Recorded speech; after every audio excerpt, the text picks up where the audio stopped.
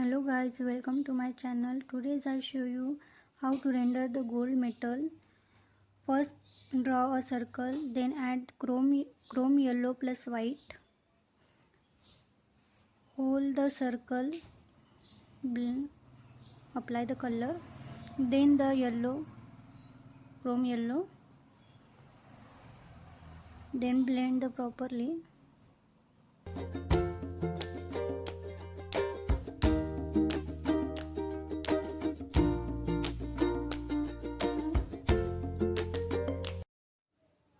Then add the yellow ochre.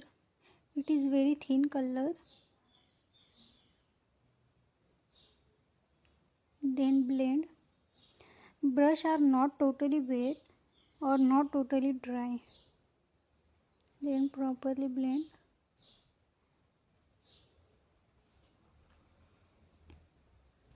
Then apply the burnt sienna.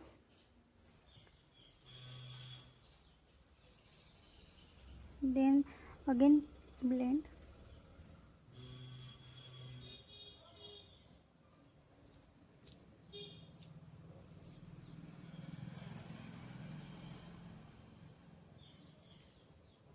Then add the burnt umber. Then again blend.